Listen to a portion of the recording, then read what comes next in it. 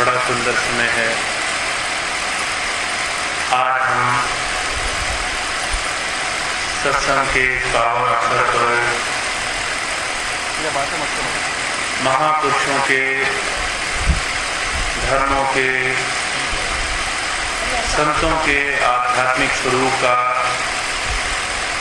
प्रभु प्राप्ति के अनुभव का थोड़ा थोड़ा ज्ञान समझने के लिए यहाँ पर आए हैं। जब से ये दुनिया बनी है,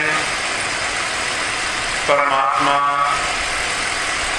हर एक जीव के अंदर, आत्माओं के अंदर रमा हुआ है।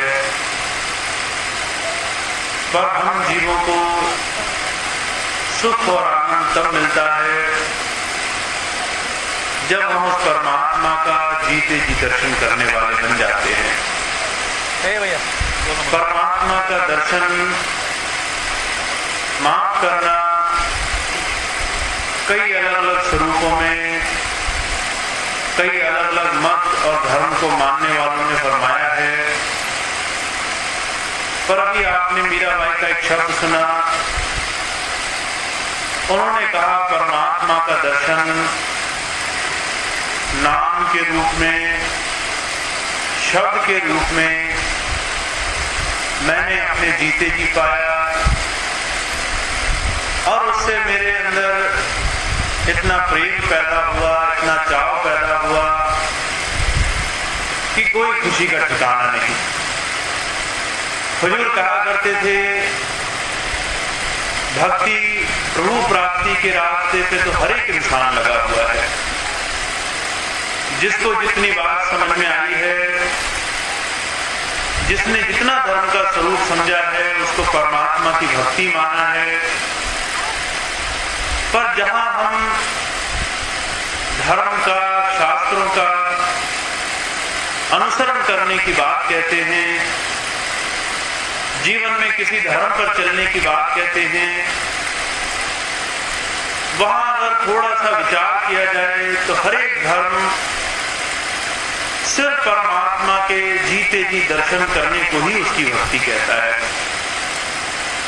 उस भक्ति को, परमात्मा के दर्शन प्राप्त करने के साधन को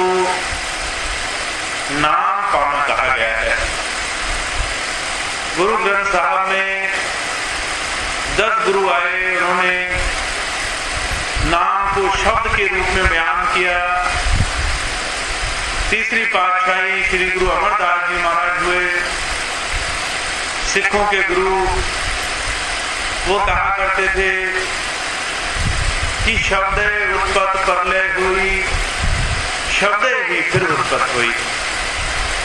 दुनिया जिस ताकत से बनी है और एक दिन दुनिया जिस ताकत में हमेशा के लिए समाप्त हो जाएगी, उस ताकत का नाम शब्द है।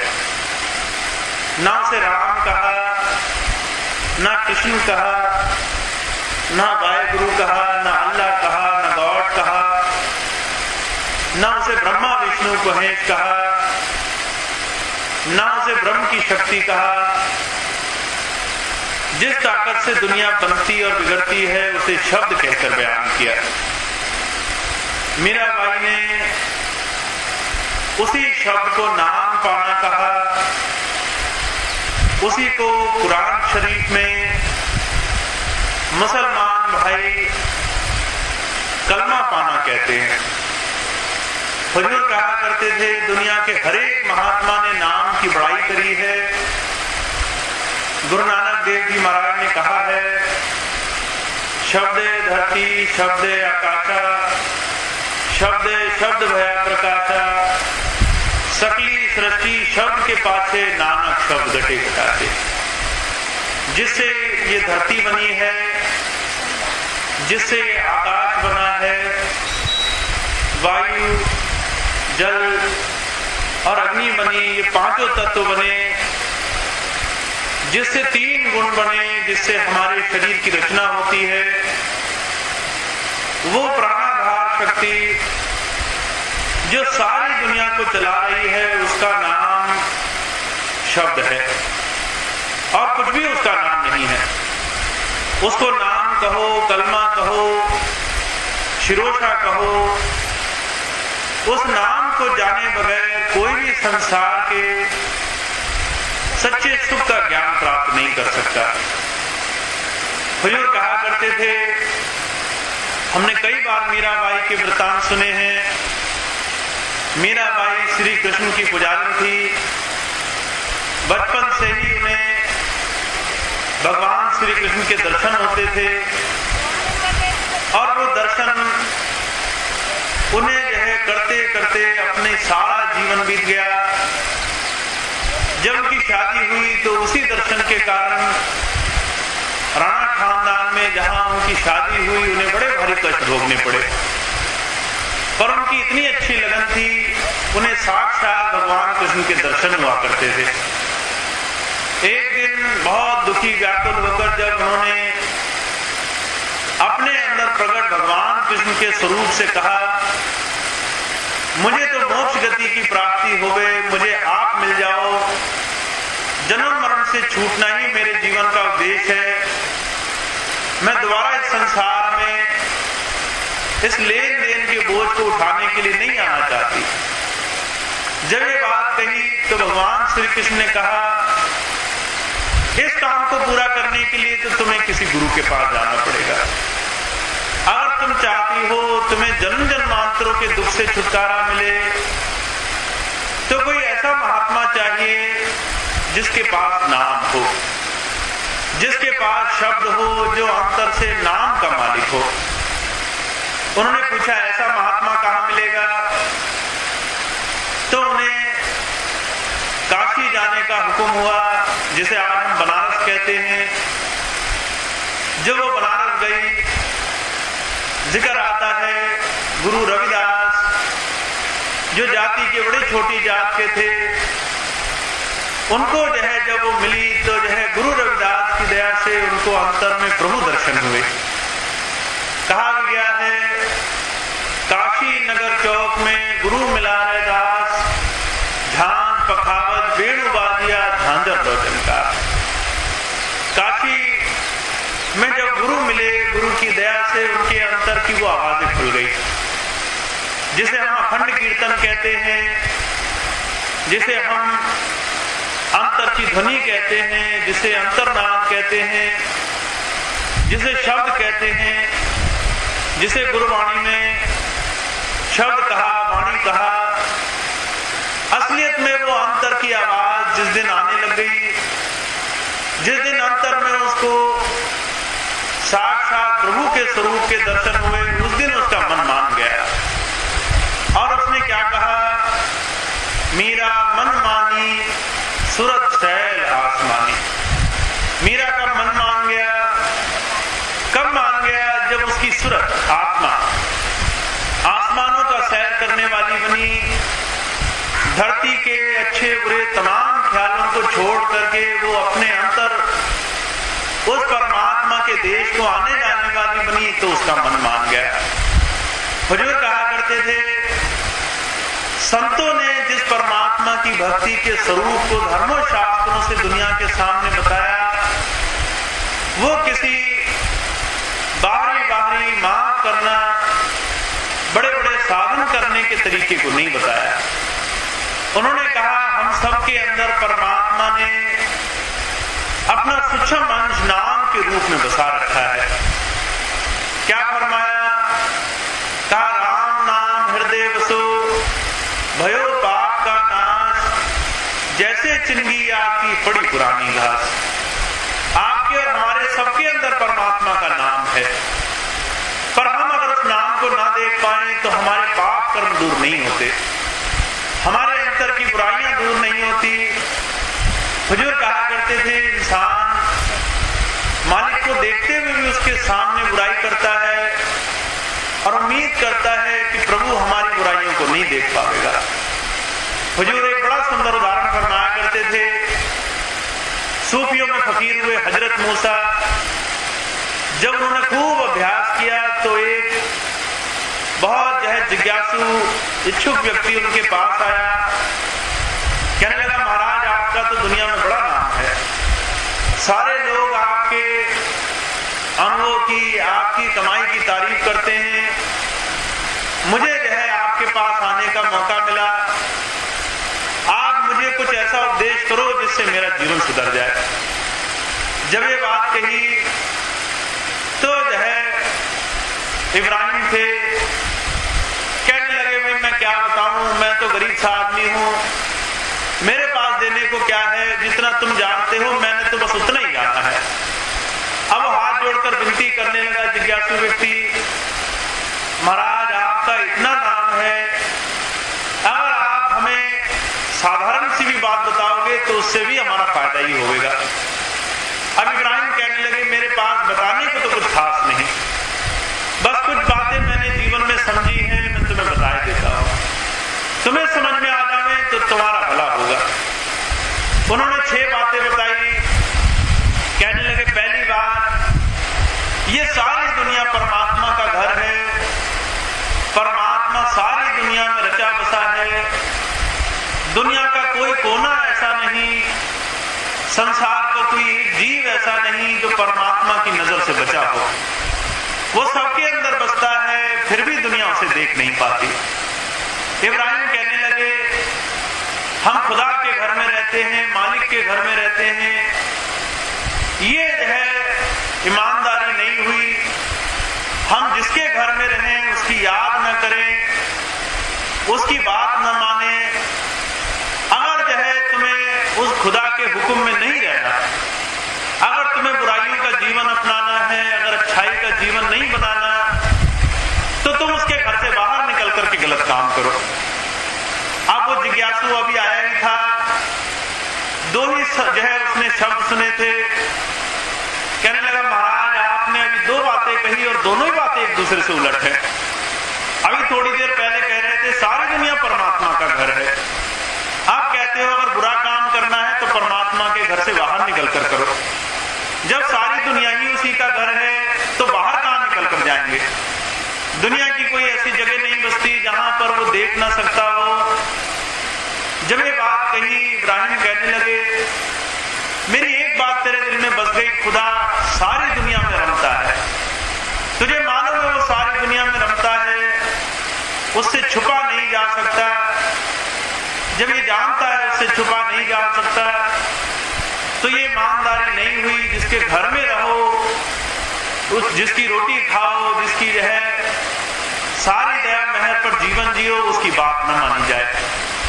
दूसरी बात कहने लगे चलो थोड़ी सी रियायत कर देता हूं, थोड़ी सी छूट कर देता हूं।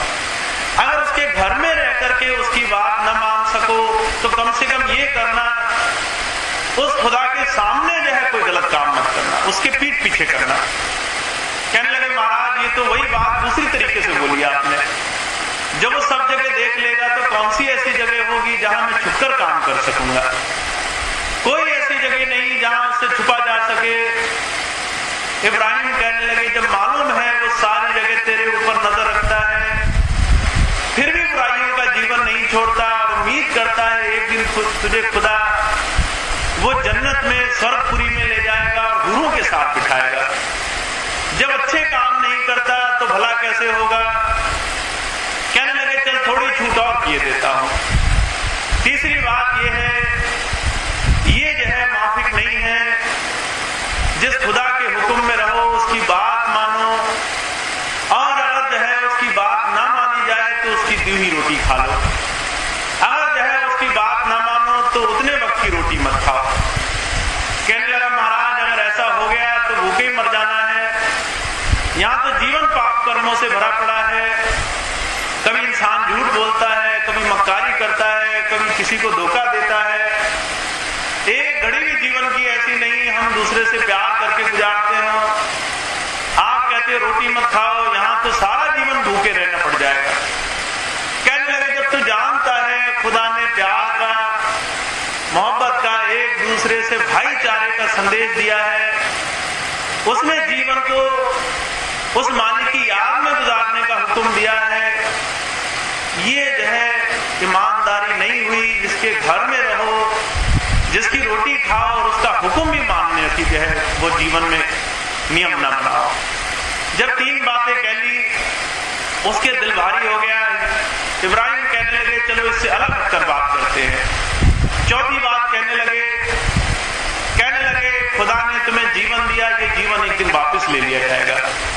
समय के मुताबिक तुम्हें शरीर दिया गया है, जब तुम्हारा शरीर तुमसे वापस लिया जाएगा, मौत की घड़ी आएगी, उस दिन जो है जम और जम के दूत आकर सामने खड़े हो जाएंगे। वो तुझसे पूछेंगे तेरा मालिक कौन है, क्या किसी से नाम लिया है। वो तुझसे पूछेंगे कि भाई अब तेरा आखिरी वक्त आ गया, अब जो है तुझे जम के यहाँ ले जाना है, तेरे कर्मों की सजा तुझे मिलेगी।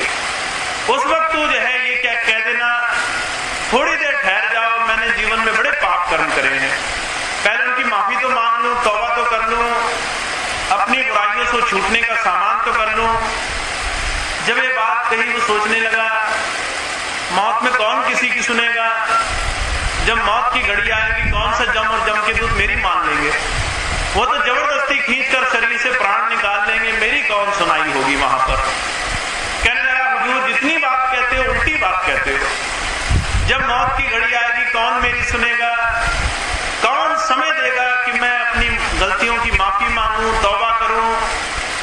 कहने लगे जब तुझे मालूम है उस वक्त कोई वक्त नहीं देगा तो पहले से तौबा करना शुरू नहीं करता, आज से ही तौबा करना शुरू कर, अपनी गलतियों को देख और उसकी माफी आज से ही मांगना शुरू कर, जिससे तेरा जन्म सुधार हो जाए।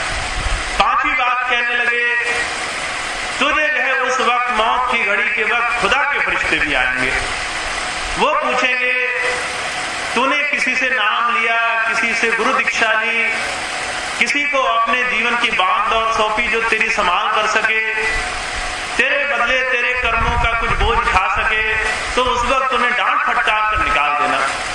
कहना है मैं जो है अरे गहरे से बात नहीं करता, मुझे जो है इस किसी सवाल के जवाब देने की जरूरत नहीं।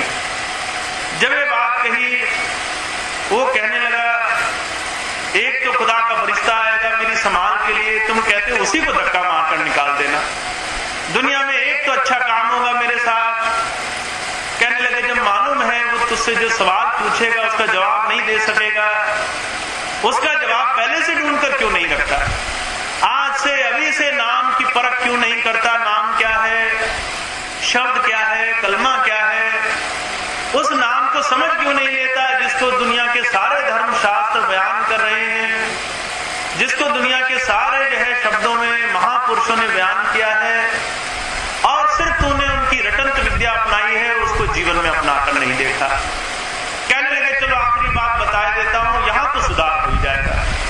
कहने लगे जब जो है शरीर छूट जाएगा, तेरी सूरत को आत्मा को खींचकर जम और जम के दरबार में ले जाया जाएगा, वहां पर जो है जम तुझसे सिर्फ एक बात पूछेगा, क्या कि जीवन में कभी उस मालिक का नाम लिया है, क्या प्रकट करके उसे देखा है, अगर देखा है तो तेरी रिहाई कर ही देता हूं, तुझे जेल खाना नहीं भुगतना पड़ेगा, तेरी आजादी हो जाएगी। उस वक्त जो है उससे कह देना मुझसे व्यर्थ की फजूल की बातें मत करो, मेरा जीवन दुनिया के लिए गुजरा है, उसमें इस चीज के लिए कोई स्थान नहीं। जब ये बात कही जिज्ञासु रो पड़ा, कहने लगा महाराज एक तो अच्छी बात वो उस वक्त मेरे सुधार के लिए की जाएगी, मेरी रिहाई के लिए एक ही तो चीज होगी, उससे तुम कहते हो मैं मुंह मोड़ लूं, मेरा गुजारा कहां होगा। कहने लगे जब तुझे मालूम है उस वक्त तुझे इस सवाल का जवाब देना पड़ेगा, उसका जवाब पहले से ढूंढकर क्यों नहीं रखता, किसी ऐसे समर्थ गुरु के पास जाकर के वो तरीका क्यों नहीं सीख लेता, जीते जी दुनिया के मालिक के दर्शन कर सके। हुजूर कहा करते थे महापुरुषों ने नाम को प्रभु भक्ति का रास्ता बताया है, पर नाम क्या है इस नाम को कोई समझ नहीं पाता।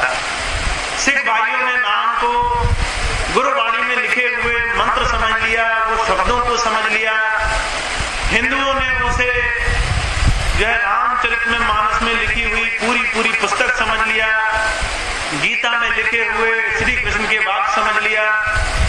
दुनिया रट रही है पर माफ करना वो नाम किसी को मिल नहीं रहा।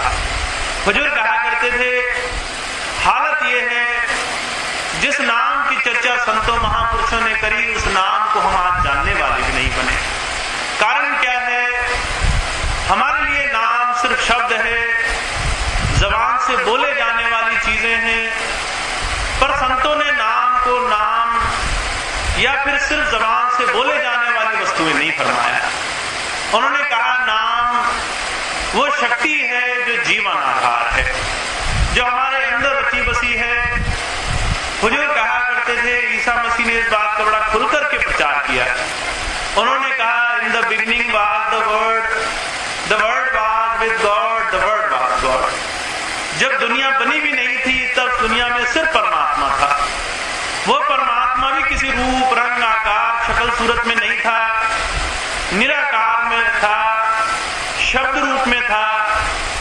उस शब्द में जब हिलोर हुआ, जब उसमें दया प्रकट हुई तो जो है वो शब्द दो रूपों में प्रकट हुआ। पहला उसका रूप बना ज्योति स्वरूप, रोशनी का रूप। दूसरा उसका स्वरूप बना ध्वनि का रूप, आवाज का रूप। जब हम मंदिर जाते हैं वहां पर दीपक जलाने का रिवाज है, घंटे शंख बजाने का रिवाज है।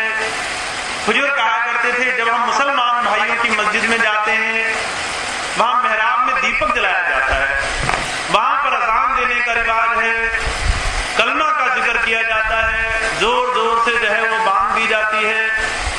जब सिख भाइयों में जाते हैं उनके यहाँ शब्द का रिवाज है जिसे वो गा करके गुरुवाणी के रूप में गाते हैं, वहां भी दीपक जलाया जाता है। जब ईसाइयों में जाते हैं वहां बड़े बड़े घंटे बजाए जाते हैं। हुजूर कहा करते थे दुनिया का कोई धर्म ऐसा नहीं जो रोशनी और आवाज के जिक्र को ना मानता हो। पर माफ करना वो रोशनी आवाज उन्होंने बाहरी और उपकरणों से बजाई, उसको गीत संगीत का कारण बनाया, उसको खूबसूरती का तरीका बनाया। पर ये भूल गए कि वो आवाज सुननी थी, उसको बजाना नहीं था। वो रोशनी देखनी थी, उसे जलाना नहीं था। वो रोशनी हमेशा से अंदर हो रही है, वो आवाज हमेशा से अंदर हो रही है। पलटू साहब एक महात्मा हुए, उन्होंने इस बात का खुलासा किया। कहा ज्ञान समाधि होए सो सुने और कोई सुनता नहीं, पलटू जो कोई सुने ताके पूरे भाग, उल्टा घड़ा गगन में जामे जरे गिरा। कहती है कि तुम्हारा शरीर है ये परमात्मा का सच्चा हरिमंदिर है। यही सच्चा हरिमंदिर है जो परमात्मा ने दुनिया में अपने हाथों से बनाया है।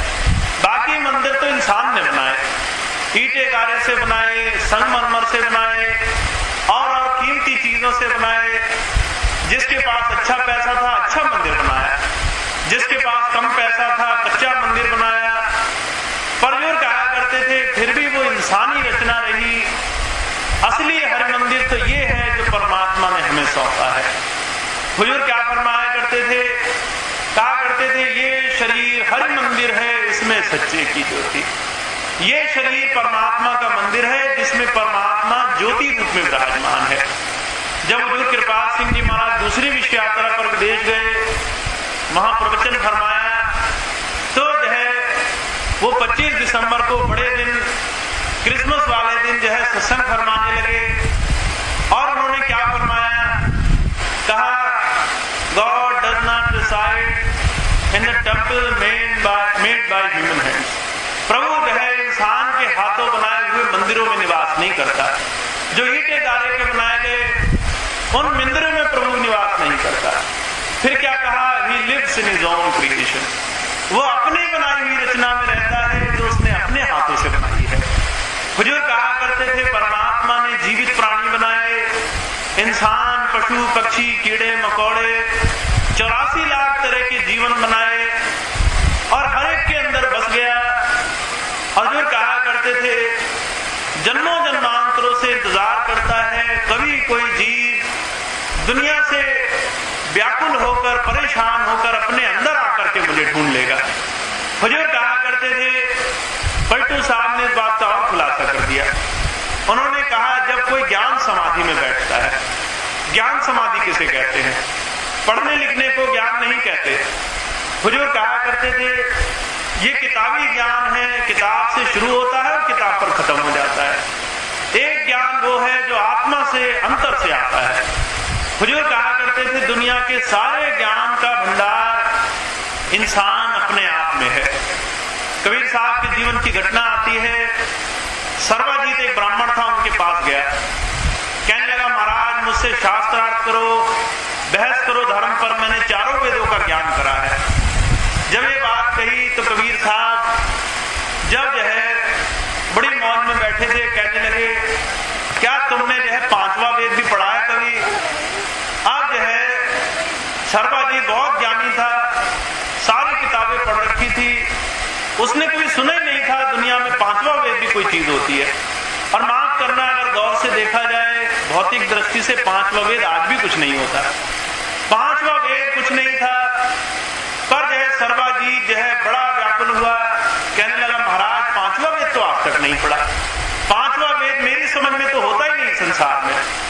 कबीर साहब कहने लगे होता है, और 5वें वेद से ही चारों वेद निकले हैं। सबसे पहले 5वां वेद बना, उसके बाद ये चारों वेद बने। अब उन्होंने कहा 5वां वेद क्या है? कहने लगे श्वासम वेद। इंसान अपने आप में ज्ञान का भंडार है, दुनिया के सारे ज्ञान की वो उत्पत्ति हमारे अंदर अनुभव से हुई है। और वो कहां से हुई? पलटू साहब कहते ज्ञान समाधि। जब तुम दुनिया को भूल भुला करके गुरु के बताए तरीके से थोड़ी देर एकांत में बैठते हो, दुनिया की तरफ ध्यान हटा करके अपने सच्चे मालिक से याद जोड़ते हो, तो जो है अंतर का दरवाजा खुल जाता है, बाहर के सारे दरवाजे बंद हो जाते हैं। तुलसी साहब एक महात्मा हुए हाथरस के, उन्होंने इस बात को बड़ी खूबसूरती से फरमाया है। उन्होंने कहा पुतली में है तिल, तिल में भरा राजे कुल का कुल, जरा पर्दा है सिहा के पार देखना। ये जो आंखों की 2 पुतलियां हैं, इन दोनों पुतलियों को जो हटा करके हम दोनों आंखों के पीछे जहां माताएं बहनें बिंदी लगाती हैं, भाई तिलक लगाते हैं, जब इस स्थान पर ध्यान लगावे कोई तो जो है उसकी समाधि लग जाती है। दुनिया को थोड़ी देर के लिए हम भूल जाते हैं, जैसे सोते वक्त भूल जाते हैं। और अंदर जो है हमारा ध्यान जब जुड़ता है तो अंतर से जो है वो ज्ञान प्रकट होता है, जिस ज्ञान को ज्योति और नाद की धाराओं के रूप में उन्होंने बयान किया। उन्होंने कहा जो भाग वाला होगा, जो गुरु चरणों में बैठेगा, उसी को वो अंदर की आवाज सुनाई देगी। और कहते कि वो सुनाई कहां देगी? कहा उल्टा घड़ा गगन में जामे जरे चिरा। इस शरीर में ये जो सर की रचना है, कहते उल्टे घड़े की तरह है। जैसे घड़े को उल्टा रख दिया जाए, अंदर से खोखला होता है, ऊपर से गोल सख्त होता है, पर अंदर कुछ नहीं होता उसके। कहते ऐसे ही ये जो खोपड़ी की रचना है, अंदर से खाली है और ऊपर से भरी हुई है। कहते इसके अंदर जो है वो परमात्मा के देश का सार छुपा हुआ है, परमात्मा को पाने का तरीका छुपा हुआ है। कहते मिलेगा कैसे? तुम इस उल्टे घड़े में यहाँ जहां माताएं बहनें बिंदी लगाती हैं, भाई तिलक लगाते हैं, इस स्थान पर ध्यान लगाकर समाधि में लीन होने वाले लग जाओ। पर जो कहा करते थे क्या जरूरत है दोनों आंखों के बीच में ही ध्यान लगाया जाए, दाएं ध्यान लगा लें, बाएं ऊपर नीचे कहीं भी ध्यान लगा लें। हुजूर कहा करते थे ये जो दोनों आंखों के बीच का स्थान है, इसे दुनिया के हरेक धर्म शास्त्र में 10वां द्वार कहा गया। संतों ने इसको आज्ञा चक्र कहा, वेद में इसे ज्ञान चक्षु कहा गया, आम जबान में हम इसे शिव नेत्र कहते हैं, तीसरा तिल कहते हैं, सिंगल आई कहते हैं। हुजूर कहा करते थे माताएं बहनें यहाँ बिंदी भी इसीलिए लगाती हैं। उनके बिंदी लगाने का अर्थ क्या है? ये सुहाग की निशानी है। भाई यहाँ तिलक लगाते हैं, पंडित जी तिलक लगा देते हैं, पंडित जी तिलक के ऊपर चावल भी लगा देते हैं, पर कभी कोई जानता नहीं कि तिलक जो है यहाँ ही क्यों लगाया, थोड़ा दाएं या बाएं क्यों नहीं लगाया। हुजूर कहा करते थे इन सारी चीजों के पीछे आध्यात्मिक रहस्य छुपे हुए हैं। हर एक चीज के पीछे एक ही रहस्य छुपा हुआ है। ये जो 10वां दरवाजा है, ये एक ऐसा दरवाजा है जो हमारे अंदर खुलता है। शरीर में 10 दरवाजे हैं, 9 दरवाजे ऐसे हैं जो दुनिया की तरफ इंसान के खुलते हैं। 2 आंख के, 2 नाक के, 2 कान के, एक मुंह का, एक मल का और एक मूत्र का दरवाजा जो बाहर की तरफ खुलते हैं। आंखों से हम बाहर की चीजें देखते हैं, कान से बाहर की आवाजें सुनते हैं, नाक से बाहर को सांस लेते हैं और छोड़ देते हैं। हुजूर कहा करते थे मुंह से भी जो है वो खाना पीना, वाणी का जो है वो आदान प्रदान बाहर को ही कर देते हैं, मल मूत्र का त्याग भी बाहर को ही करते हैं। कहते 9 दरवाजे बाहर की तरफ खुले हुए हैं, पर एक 10वां दरवाजा है जो गुप्त दरवाजा है, जिसे शिव नेत्र आप कहकर जानते हैं, वो अंदर की तरफ खुला हुआ है। हुजूर कहा करते थे वो शिव नेत्र शिव शंकर भगवान के नहीं था, वो सभी इंसानों के अंदर है। इसीलिए पंडित जी संकेत देते हैं, भाई ये दोनों आंखों के पीछे तुम्हारे शिव नेत्र है, इसे खोलो जरा। माताएं मैंने रोज बिंदी लगाती हैं। हुजूर कहा करते थे वो इसे सुहाग की निशानी मानती हैं, फिर भी बिंदी लगाने से कोई हजारों वर्षों तक नहीं जी जाता। माफ करना, आत्मा का, इंसानों का सच्चा प्रीतम वो परमात्मा है जो हमेशा हमेशा के लिए संसार में जीवों से जुड़कर हमेशा के जीवन को प्राप्त कराने के लिए आया, पर इन सारे संकेतों को दुनिया समझ नहीं पाई। हुजूर कहा करते थे तिलक के ऊपर चावल लगाने का भी रिवाज है। चावल क्यों लगाते हैं? चावल अक्षत को कहा जाता है। चावल का एक गुण है, चावल को अगर आप जमीन में बोने की कोशिश करेंगे तो जो है चावल से दोबारा पौध नहीं पैदा होगी, उसमें दोबारा उपज नहीं होगी। कबीर साहब ने कहा भी है, जब तक चावल धान में उपजे बिन से आए, चावल से भूसी हटे पुनर्जन्म न हो। कहते भाई जब तक चावल पर वो जो है आवरण चढ़ा रहता है, जिसे हम भूसी कहते हैं, उसे धान कहते हैं। धान को आप जितनी बार भी जमीन में बोएंगे वो धान फिर से पैदा होगा, उसमें फिर से धान की कलियां लग जाएंगी। पर जो कहा करते थे उसी धान पर से जब ये आवरण हटा दो, भूसी हटा दो, जब वो चावल हो जाता है तो चावल को कितनी बार वो गल तो सकता है, पर उसमें दोबारा जन्म नहीं होता। अगर मैं दूसरे शब्दों में कहूं तो चावल का जन्म मरण नहीं होता, उसको दोबारा जन्म नहीं दिया जा सकता। हुजूर कहा करते थे संकेत है, यहां ध्यान लगाओगे तो चावल की तरह जन्म मरण से छूट जाओगे। हुजूर कहा करते थे हमने न यहां ध्यान लगाया, न चावल की तरह जन्म मरण से छुटे। तिलक रोज लगाया, चावल रोज लगाए, बिंदियां रोज लगाई, संकेत तो रोज बन रहे हैं, पर अंदर जाने का तरीका गुरु के नाम से मिलता है। तो जो क्या फरमाते, कहते भाई ये रास्ता कब मिलेगा? पलटू साहब कहते, पलटू जो कोई सुने ताके पूरे भाग, उल्टा घड़ा गगन में जामे जरे चिराग। कहते जिसके भाग होते हैं, जो गुरु से नाम ले आता है, उसी को अंदर जाने का रास्ता मिलता है। उसको ये बात समझ में आती है कि वो दुनिया के लेन देन, जिम्मेदारी, गृहस्थी, अच्छे बुरे काम करने के साथ साथ उस प्रभु की याद भी कर सकता है। हुजूर कहा करते थे सारी दुनिया ये मानती है भक्ति काम ये गृहस्थ लोगों का काम नहीं है, बुढ़ापे में भक्ति की जानी चाहिए। उस वक्त न जिम्मेदारी रहती है, न कारोबार रहता है, न लेन देन रहता है। पर हुजूर कहा करते थे इस बात का सबसे ऊंचा उदाहरण आपके इसी शहर में हुजूर बाबा शिवदयाल सिंह जी महाराज के रूप में हुआ। हुजूर शिवदयाल सिंह जी महाराज को राधा स्वामी जी महाराज भी कहा जाता है। माफ करना, हुजूर कहा करते थे दुनिया में आज राधा स्वामी नाम के कई अलग अलग अर्थ निकाल लिए। कुछ लोग राधा स्वामी को सिर्फ व्यास मत से जोड़ लेते हैं, पर जो है स्वामी जी महाराज ने अपने समय में ही राधा स्वामी की व्याख्या कर दी। कहा राधा आदि सूरत का नाम, स्वामी आदि शब्द निधान। कहा राधा तो जो है वो असलियत में सूरत को, आत्मा को कहते हैं, और स्वामी हो गया इस आत्मा का मालिक, वो परमात्मा। आत्मा और परमात्मा के मिशन का नाम, उस मत का नाम राधा स्वामी है। और हुजूर कहा करते थे कि जो है ऐसे रास्ते को अपनाने के लिए इंसान को अगर भक्ति का मौका मिले तो वो गृहस्थ में ही मिलता है।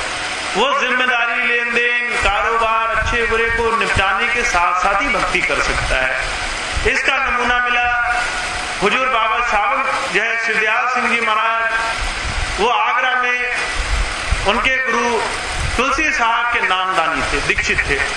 बचपन से ही उनका ध्यान पकना शुरू हुआ। 5 साल की उम्र में उन्होंने इतनी कमाई करी थी, उनको अनुभव होने लग गया था। 5 साल की उम्र में उन्होंने अपने माता पिता को ज्ञान दिया, उन्हें तरीका बताया भक्ति कैसे करनी चाहिए। सारा जीवन वो धीरे धीरे गृहस्थ के सारे नियमों का पालन करते रहे। शादी भी करी, बाल बच्चे हुए, सारी जो है उन्होंने जिम्मेदारी निभाई। और ये उदाहरण दुनिया के सामने पेश किया कि प्रभु भक्ति अगर कोई कर सकता है तो अपनी जिम्मेदारी निभाने के साथ साथ ही कर सकता है। जिम्मेदारी छोड़कर, घर से भागकर किसी ने भक्ति नहीं करी। हुजूर कहा करते थे इस भक्ति को संत कराने के लिए आते हैं। और कैसे कराते हैं? कहते भाई जैसे जो है चावल वो जो है अक्षत हो गया, दोनों आंखों के पीछे ध्यान लगाने से तुम चावल रूप बन सकते हो, ऐसे ही गुरु के नाम लेकर अंदर आने जाने से, शरीर में ध्यान जमाने से तुम्हारा भी काम बन सकता है। वो काम कब बनेगा? जब अपने अंदर रोशनी देख लोगे। हुजूर कहा करते थे ये रोशनी ऐसी नहीं है जैसे बाहर चल रही है, वो कहते ये रोशनी उससे 1000 दर्जे उत्तम है। कैसे उत्तम है? कहते जामे जरे चिराग बिना रोगन बिन बाती, 6 ऋतु 12 मास जलता रहता दिन राती। कहते उसके अंदर रोशनी तो हो रही है, पर रोशनी के लिए घी, तेल, रोगन, बत्ती या फिर किसी जो है पात्र की जरूरत नहीं है। ये सारी चीजों से जो दीवा जलाया जाता है, उस दीवे को जलाने के लिए 1000 जतन करने पड़ते हैं। रोज देखना पड़ता है कहीं घी तो खत्म नहीं हो गया, रोज देखना पड़ता है कहीं बाती तो जलकर खाक नहीं हो गई, रोज देखना पड़ता है कि कहीं जो है उसकी ज्योत मध्यम तो नहीं पड़ गई, किसी और चीज से रुक तो नहीं गई। पर जो कहते जो अंदर रोशनी होगी उसमें ना तुम्हें रोगन लगाना है, ना तुम्हें बाती लगानी है, ना तुम्हें कहीं से ज्योति जगानी है। वो ज्योति जग रही है, तुम्हें तो देखनी है। और देखने के लिए तुम्हें ध्यान दोनों आंखों के पीछे लगाने की युक्ति अपने गुरु महाराज से सीख लेनी है। जब संत आते हैं वो धर्म को पूरा करने के लिए आते हैं। हुजूर कृपाल सिंह जी महाराज अक्सर एक मिसाल फरमाया करते थे। कहते थे बाबा सावन सिंह जी महाराज हुए, उनके पास एक महिला आई, आकर के कहने लगी मैंने दुनिया में कई धर्म अपना कर देखे, कहीं रास्ता नहीं मिला, अब मैं आपके पास आई हूं, आप जो कहोगे वो धर्म मैं अपनाऊंगी, मेरी एक इच्छा है मुझे अंतर अनुभव मिले। बाबा जी क्या कहने लगे? कहने लगे धर्म बदलने की जरूरत नहीं है, दुनिया में हर एक धर्म उसी परमात्मा की भक्ति की बात कहते हैं। तुम हिंदू हो हिंदू रहो, तुम मुसलमान हो मुसलमान रहो, तुम सिख हो सिख रहो, ईसाई हो ईसाई रहो। हिंदुओं में भी अगर तुम अलग अलग मत वाले हो, जिस मत के हो उसी मत के रहो, जिस जात पात में हो उस जात पात के रहो, जो भी धर्म कर्म करते हो, जो भी जो है विश्वास रखते हो वैसा ही विश्वास रखो। धर्म जो है विश्वासों को बदलने के लिए नहीं आता। धर्म क्या कहता है? तुम अपने विश्वास को अनुभव पर पूरी तरह से उतार कर देखने वाले बन जाओ। धर्म ये है तुम जिस विश्वास में लगे हो, जिस पूजा पाठ में, जिस बड़े बड़े अनुष्ठान में लगे हो, उसका अनुभव करने का तरीका तुम्हें गुरु के नाम से मिल जाए। तो जो है मीराबाई ने क्या कहा? कहा ये नाम मुझे मेरे गुरु से मिला, गुरु ने दया करी और वो गुरु की दया से मैंने जो नाम पाया वो नाम अनमोल चीज थी, उसका मोल नहीं लगाया मैंने कभी। कहा वस्तु अमोलक दी मेरे सदगुरु कृपा करत नायो। कहते मेरे गुरु जी ने जो नाम दिया वो अनमोल नाम था। उस नाम से क्या हुआ? मुझ पर दया हुई, मैं अंदर उस परमात्मा का अनुभव करने वाली बनी। और कहा उनकी कृपा ऐसी थी कि जो है मेरे अंतर के दरवाजे खुल गए, मुझे अंतर अनुभव होने लग गया, मुझे गुरु स्वरूप दिखाई दिया। हमारे स्वामी जी महाराज के जीवन की घटना आती है।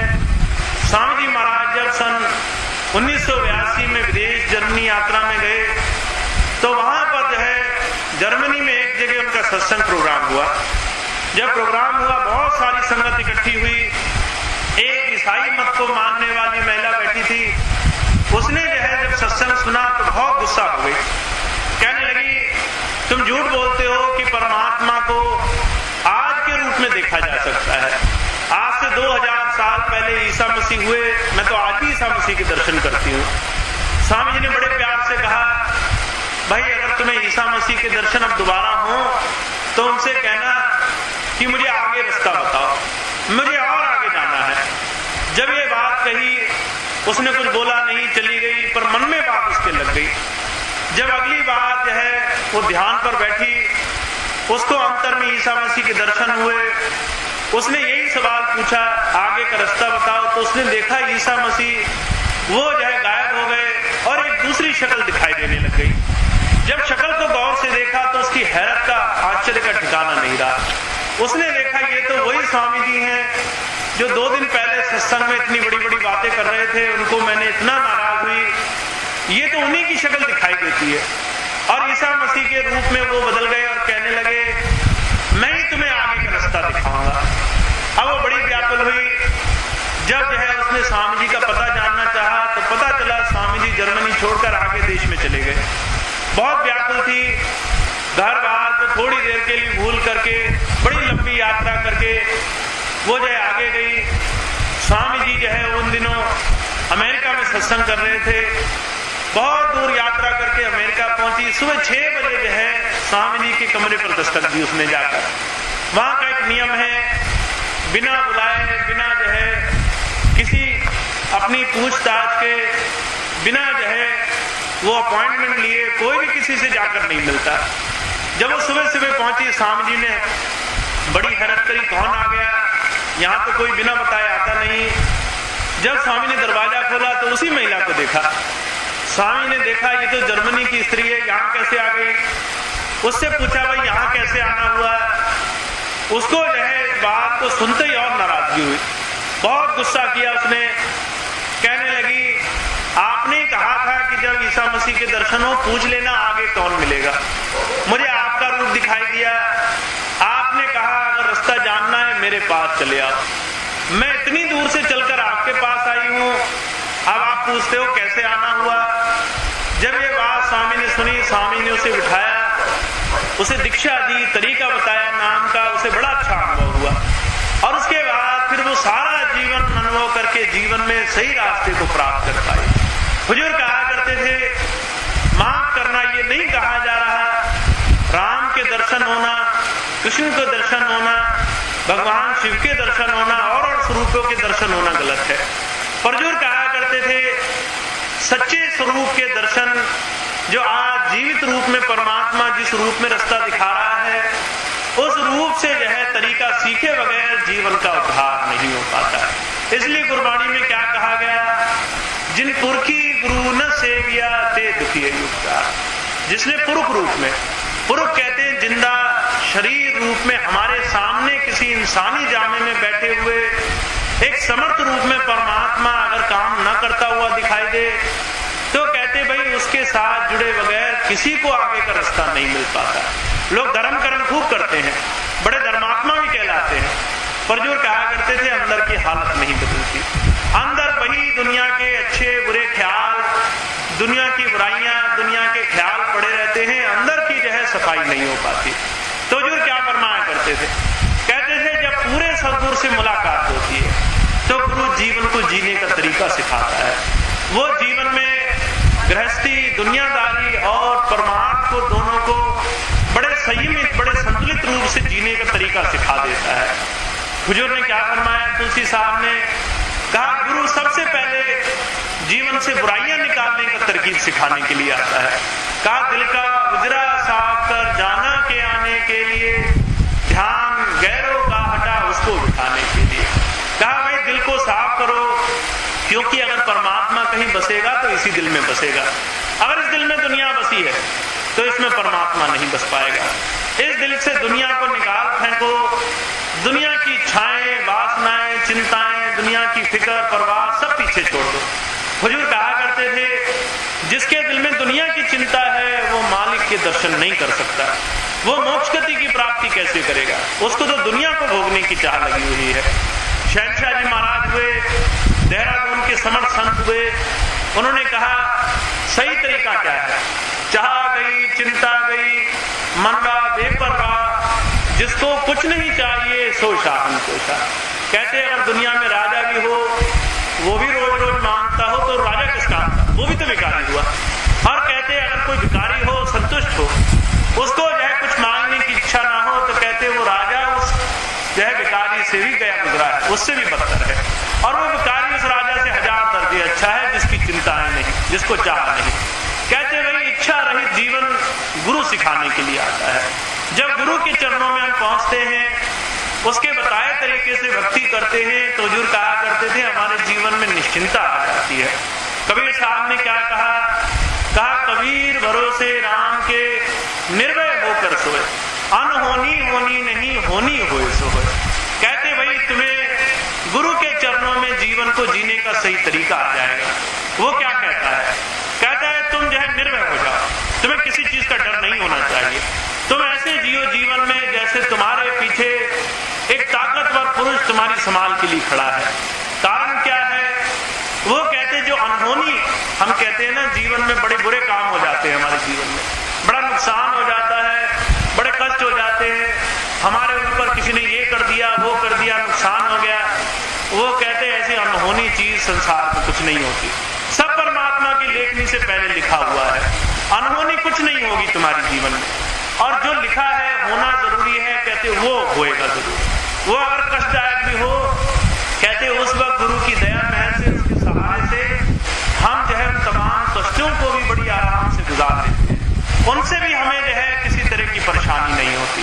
गोस्वामी तुलसीदास जी हुए जिन्होंने मानस की रचना करी, उन्होंने कहा है बनी बनाई बन रही और बनेगी ना, तुलसी ये विचार कर मगन रहो मन माए। कहते गुरु मिल जाता है तो मन में संतोष पैदा हो जाता है। गुरु की दया महर से हमें दुनिया की चिंता नहीं रहती, हम निश्चिंत रहते हैं, बेपरवाह मस्त मौला। वो कहते ये हालत कैसी बनती है? जब हमें ये पता चल जाता है परमात्मा ने हर एक चीज बड़े चुन चुन कर जीवन में लिखी है, जो बहुत जरूरी थी।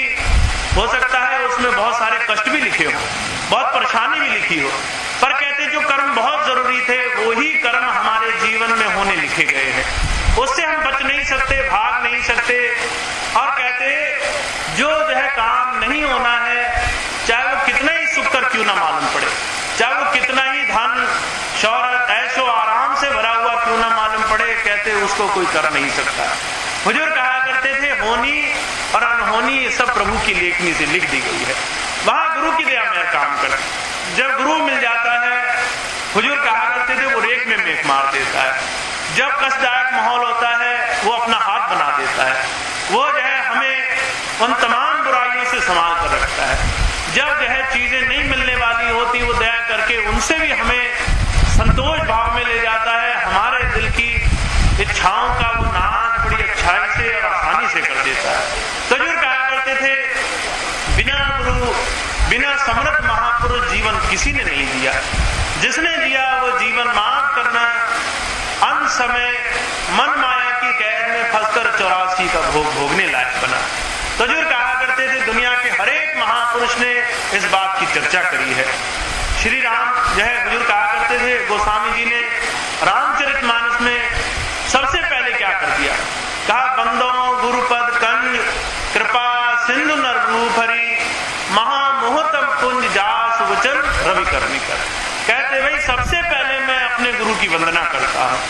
गोस्वामी जी भी कह रहे हैं जिन्होंने रामचरितमानस की रचना करी, कहते सबसे पहले मैं गुरु की वंदना करता हूँ।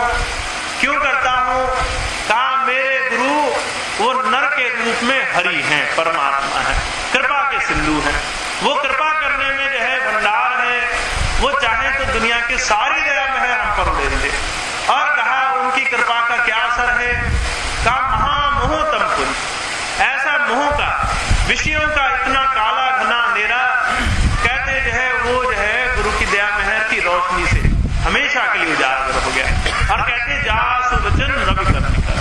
अगर मैं ऐसे महापुरुष की बात मान लूं जीवन में, तो कहते मेरे जीवन में तो सूरज निकल आएगा, मेरे जीवन में तो उजाला ही उजाला हो जाएगा, मैं अंधेरे से बुराई से हमेशा के लिए छूट जाऊंगा। तो जो कहा करते थे गुरु जीवन का आधार है। जब गुरु मिलता है नाम मिलता है, नाम की कमाई जो भी बड़भागी जीव कर लेते हैं वो अपने धर्म को पूरा कर लेते हैं। जिसने नाम की कमाई कर ली, ध्यान योग साधन कर लिया, वो सच्चा हिंदू हो गया, सच्चा मुसलमान हो गया, सच्चा ईसाई हो गया, सच्चा सिख हो गया। हुजूर कृपाल सिंह जी महाराज कहा करते थे जो नाम गुरु देता है वो नाम धर्म की पूर्ति कराने वाला होता है। तो यही बात मीराबाई कह रही हैं, कहते मुझे परमात्मा के भगवान कृष्ण के दर्शन होते थे जिसकी दुनिया कामना करती है, पर कहते उसके बाद मुझे गुरु के चरणों में जाना पड़ा, मुझे उसकी चरणों में जाकर नाम लेना पड़ा। और नाम लेने के बाद मैंने क्या पाया? कहते मुझे जो है ऐसा अनमोल रतन मिल गया, ऐसा बेशकीमती खजाना मिल गया जिसके बाद दुनिया को पाने की इच्छा नहीं रही। कहते कि वो चीज जब मिली तो जो है मेरा मन तृप्त हो गया, मुझे खुशी के अलावा और किसी चीज की चाह नहीं रही, जीवन में सिर्फ आनंद ही आनंद भर गया और किसी चीज की चिंता नहीं रही। तो जो कहते जो नाम मीराबाई को लेना पड़ा, जो नाम संतों महापुरुषों ने लेना संसार में धर्म का सही उद्देश्य माना। जो नाम पाकर कमा करके लोगों ने जीवन को धन्य किया, वो नाम हमारे जीवन का विसार है। हमारा धर्म पूरा कब होगा? जब हम नाम की कमाई करने वाले बन जाएंगे, जब अंतर अनुभव होगा, जब भजन सिमरन कर सकेंगे, जब अंतर जुड़ सकेंगे, तभी हमारा जीवन सार्थक होगा। तो ये बड़ा सुंदर मौका है। आगरा में स्वामी जी महाराज की दया से सत्संग शुरू हुआ है। ऐसे मौके पर जब ये संतों की धरती रही है, स्वामी शिवदयाल सिंह जी महाराज की ये कर्म भूमि रही है। उन्होंने यहाँ पर प्रभु प्राप्ति के रूप को आज से करीबन 150-200 वर्ष पहले सारे जो है अपने भक्ति जीवों के सामने रखा। लोगों ने फायदा उठाया। आध्यात्मिकता की रोशनी यहाँ से फैली। उस काम को स्वामी जी महाराज ने आगरा में फिर से शुरू किया है। तो वो भाई जो इच्छुक हों, जिज्ञासु हों, जिस नाम की चर्चा संतों ने करी है, उस नाम की कमाई करने वाले बन सकते हैं। जो नाम ले चुके हैं धन्य हैं, भजन सिमरन करते हैं, मुबारक हैं। उनको अपने गुरु की दया से नाम की कमाई से जीवन में लाभ मिलेगा। पर जिन्होंने भी नाम नहीं लिया, वो देरी ना करें, नाम लेकर के आगे का काम शुरू कर लें। दुनिया के लेन देन भी करें, अच्छे बुरे कर्म भी निभावें, जिम्मेदारी भी पूरी करें, साथ साथ उस प्रभु के दर्शन के रास्ते को भी जीते जी कमा लें। तो यही बात मीराबाई के शब्द में कही गई, वही बात हमारे स्वामी जी महाराज फरमा रहे हैं। जो नाम ले चुके हैं धन्य है। जो नाम नहीं ले पाए, नाम लेकर भजन सिमरन में लग जाए। जीवन की एक एक सांस को कीमती कर लें, उसको अनमोल बना लें, जिससे जीवन हमेशा के लिए सार्थक होने लग जाए। तो इतनी बात कह के मैं अपनी बात समाप्त करता हूँ। ये स्वामी जी महाराज की बात थी, उनकी दया महर थी। यहाँ आगरा में सत्संग शुरू हुआ है। जो भाई बहन अब इच्छुक होंगे, इस मौके का लाभ उठा सकेंगे और नाम लेकर के इस गुरु की दया महर को हर रोज हर घड़ी अपने जीवन के हर एक क्षेत्र में खूब खूब कमाई करके हमेशा उस मालिक की दया महर में रह सकेंगे। तो आज का ये प्रोग्राम समाप्त है।